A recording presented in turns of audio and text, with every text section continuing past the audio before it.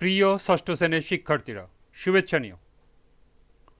আজকে আমি তোমাদের ইতিহাস ও সামাজিক বিজ্ঞান বইয়ের অষ্টম অধ্যায় আমাদের এলাকায় মুক্তিযুদ্ধ এর ৮৬ পৃষ্ঠার অনুসন্ধানী কাজ ও ছকের সমাধান করে দেব। প্রথমে তোমাদের বলবো, যারা আমার চ্যানেলটি সাবস্ক্রাইব করো না তারা আমার চ্যানেলটি সাবস্ক্রাইব করবে এবং আমার সাথে থাকবে।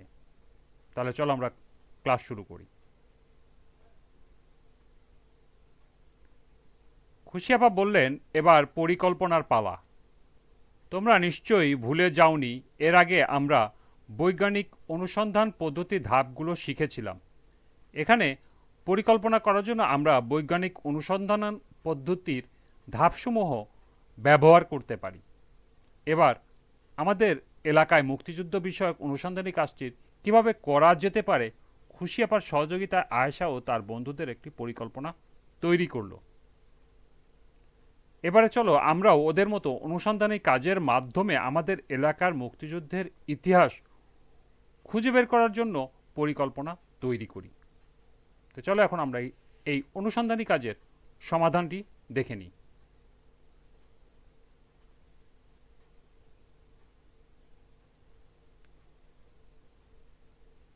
প্রশ্ন: অনুসন্ধানী কাজের মাধ্যমে আমাদের এলাকার মুক্তিযুদ্ধের ইতিহাস খুঁজে বের করার জন্য পরিকল্পনা তৈরি করা।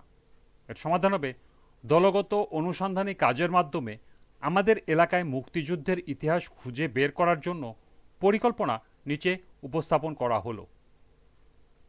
প্রথমেই বিষয়বস্তু: আমাদের এলাকায় মুক্তিযুদ্ধের ইতিহাস খুঁজে বের করা। এরপরের ধাপ হলো অনুসন্ধানের প্রশ্ন। অনুসন্ধানের জন্য প্রশ্নমালা নিম্নরূপ: ক, মুক্তিযুদ্ধের সময় এলাকার বা এই অঞ্চলের সাধারণ মানুষের উপর কীরকম অত্যাচার হয়েছিল। খ, মুক্তিযোদ্ধারা কিভাবে পাকিস্তানি সেনাদের বিরুদ্ধে প্রতিরোধ গড়ে তুলেছিল। এবং গ, সাধারণ মানুষ কিভাবে মুক্তিযোদ্ধাদের সাহায্য করেছিল। এরপরে ধাপ হলো তথ্যের উৎস: বয়স্ক এলাকাবাসী। পরবর্তী ধাপ তথ্য সংগ্রহের পদ্ধতি: সাক্ষাৎকার। এরপরের ধাপ তথ্য সংগ্রহ। তথ্য সংগ্রহের জন্য নিম্নোক্ত ছক ব্যবহার করা হলো। প্রশ্ন উত্তর: মুক্তিযুদ্ধের সময় এই অঞ্চলের সাধারণ মানুষের উপর কীরকম অত্যাচার হয়েছিল। এর উত্তর হবে, মুক্তিযুদ্ধের সময় এই অঞ্চলের সাধারণ মানুষের উপর নির্মম অত্যাচার হয়েছিল। রাজাকারদের সহায়তায় পাকিস্তানি হানাদার বাহিনী নির্বিচারে হত্যা করে এবং নারীদের নির্যাতন করে। দ্বিতীয় প্রশ্ন: মুক্তিযোদ্ধারা কিভাবে পাকিস্তানি সেনাদের বিরুদ্ধে প্রতিরোধ গড়ে তুলেছিল।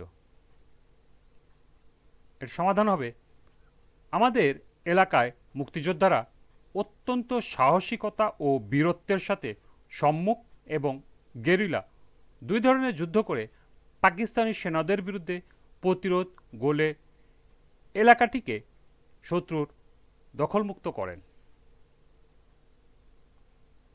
তৃতীয় এবং শেষ প্রশ্ন: সাধারণ মানুষ কিভাবে মুক্তিযোদ্ধাদের সাহায্য করেছিল। এর সমাধান হবে, সাধারণ মানুষ মুক্তিযোদ্ধাদের বিভিন্নভাবে সাহায্য করেছিল, যেমন তথ্য সংগ্রহ, অস্ত্র ও গুলি সরবরাহ, খাবার যোগান, সেবা প্রদান ইত্যাদি। অনুসন্ধানের পরবর্তী ধাপ হল তথ্য বিশ্লেষণ। সংগৃহীত তথ্য পর্যবেক্ষণ, বিশ্লেষণ ও সত্যতা যাচাই করা হলো। পরবর্তী ধাপ ফলাফল বা সিদ্ধান্ত। পাকিস্তানি হানার বাহিনী আমাদের এলাকায় সাধারণ মানুষের উপর নির্মমভাবে অত্যাচার করে গুলি চালায়, নারীদের নির্যাতন করে। সাধারণ মানুষদের সার্বিক সহযোগিতায় মুক্তিযোদ্ধারা সাহসিকতা ও বীরত্বের সাথে যুদ্ধ করে এলাকাকে হানাদার মুক্ত করেন। সর্বশেষ ধাপ উপস্থাপন। আসসালামু আলাইকুম, আমি জাইম। আমাদের এলাকায় মুক্তিযুদ্ধের ইতিহাস খুঁজে বের করার জন্য আমরা দলগতভাবে একটি অনুসন্ধান পরিচালনা করি। এজন্য প্রথমে বিষয়বস্তু নির্ধারণ করি। এরপর অনুসন্ধানের জন্য প্রশ্ন নির্ধারণ করি। এরপর বয়স্ক এলাকাবাসীর নিকট থেকে সাক্ষাৎকার গ্রহণ করি। সংগৃহীত তথ্য পর্যবেক্ষণ, বিশ্লেষণ ও সত্যতা যাচাই করার পর এই সিদ্ধান্তে উপনীত হলাম যে পাকিস্তানি হানাদার বাহিনীর বিরুদ্ধে সাধারণ মানুষদের সাথে নিয়ে মুক্তিযোদ্ধারা এলাকাটাকে শত্রুমুক্ত করেন। এই ছিল অনুসন্ধানী কাজের সমাধান। তোমরা এগুলো এখান থেকে নোট করে নিতে পারো।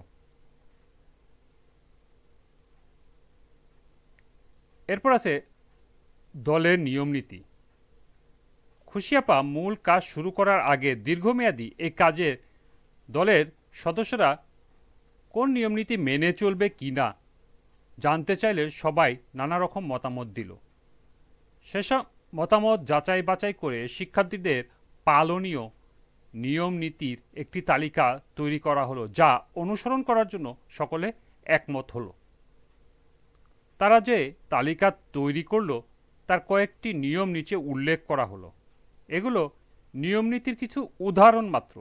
চাইলে অন্যভাবেও পরিস্থিতি অনুযায়ী তোমরা নিয়ম নীতি তৈরি করে নিতে পারো।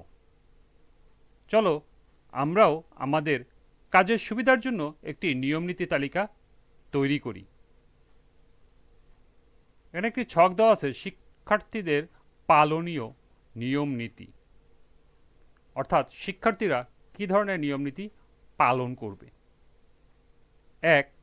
কাজ করার সময় সকল সদস্যদের প্রয়োজনীয় নিরাপত্তা নিশ্চিত করা। 2. দলের সবার মতামতের প্রতি শ্রদ্ধাশীল হয়ে নিজের মতামত যৌক্তিকভাবে দৃঢ়ভাবে তুলে ধরা। 3. নিজের মতামত প্রকাশে কখনো কোনো কারণে দ্বিধা না করা। 4. অন্যের মতামত শ্রদ্ধার সাথে যৌক্তিক বিচার বিশ্লেষণ করে গ্রহণ করা। 5. দলগত কাজে ছেলে মেয়ে ও সক্ষমতার ধরন নির্বিশেষে দলের সকল সদস্য সক্রিয় অংশগ্রহণ নিশ্চিত করা। 6. সাক্ষাৎকার নেওয়ার আগেই সাক্ষাৎকারদাতার অনুমতি নেওয়া। এই ছকে 4টি ঘর খালি আছে, এই 4টি ঘর তোমাদের পূরণ করতে হবে। তো চলো এখন আমরা এর সমাধান দেখে নিই। 7 নম্বর হবে সাক্ষাৎকারের কতটুকু সময় লাগতে পারে তা উত্তরদাতাকে জানানো। 8. উত্তরদাতা সময় দিতে পারবেন কিনা তা জেনে নেওয়া। 9. শিক্ষার্থীরা উত্তরদাতাকে জানিয়ে রাখবে সংগৃহীত উত্তর শুধুমাত্র তাদের এই অনুসন্ধান পদ্ধতিতে ব্যবহার করা হবে। এবং সর্বশেষ 10. উত্তরদাতা যদি উত্তর দেওয়ার কোনো অপারগতা প্রকাশ করলে প্রশ্ন করা বন্ধ করে দেওয়া। এই ছিল এই ছকের বাকি 4টি নিয়ম নীতি।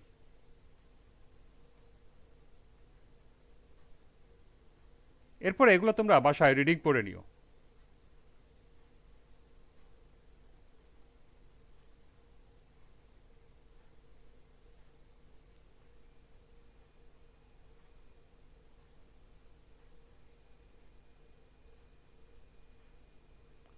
আজকের ক্লাসটি এ পর্যন্তই। পরবর্তী ক্লাসে 98 পৃষ্ঠার সাক্ষাৎকার গ্রহণের জন্য প্রশ্নমালা সমাধান করে দেব। সবাইকে আবারও বলছি, যারা আমার চ্যানেলটি সাবস্ক্রাইব করো না তারা আমার চ্যানেলটি সাবস্ক্রাইব করবে এবং আমার সাথে থাকবে। সবাইকে আবারও শুভেচ্ছা জানিয়ে আজকের মতো আমি এখানেই বিদায় নিচ্ছি। আল্লাহ হাফেজ।